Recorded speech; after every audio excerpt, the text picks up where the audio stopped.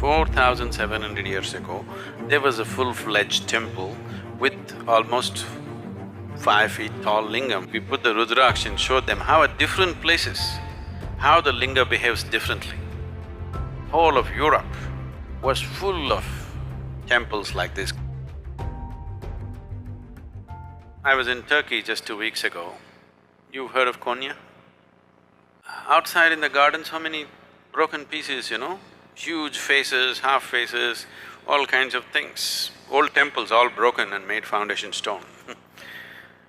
So we were just walking through and there in the garden I found about 4.5 feet or more, about 4 feet 9 inches kind of linga, properly created linga, an ellipsoid stone. So, wow. And when we looked at the history and things like that, they said this is almost 4,700 years old. 4,700 years ago, there was a full-fledged temple with almost 5 feet tall lingam which was in worship. And it was consecrated that long ago, still alive.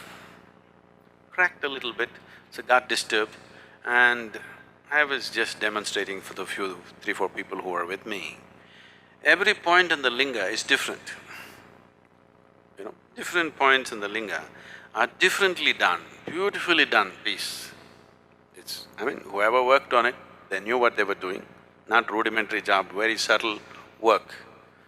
Still alive, 4,700 years, thrown out in the garden, not worshipped, still alive because of little bit of cracks that have happened.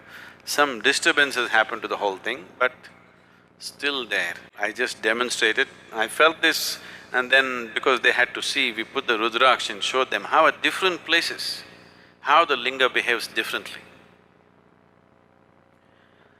So, this work has been done in the past plenty, but when when my way or no way attitude came, these things were all razed to the ground in many ways. Otherwise, whole of Europe was full of temples like this, consecrated spaces like this. These eastern temples were never built as places of prayer. Even today in India, nobody ever leads a prayer in a temple. You're not supposed to pray or worship, but you're just supposed to sit there and come. The idea was people will go and sit there and benefit. This is how a temple was created. No priest, no prayer. There is a maintenance person who is now calling himself a priest. Certain families were appointed to maintain the sanctity of the place, to keep it going in a certain way. You are just supposed to go there, sit there for some time and come. In South India, this tradition is still alive. In North, it's been disturbed because the brunt of invasions North India took, South India left. The Deccan Plateau was generally left untouched by the outside invaders. So you were just supposed to sit there. Nobody leads a prayer, nobody teaches you a prayer, nobody says you must do this or that. You just sit there and imbibe this, because these are all consecrated spaces.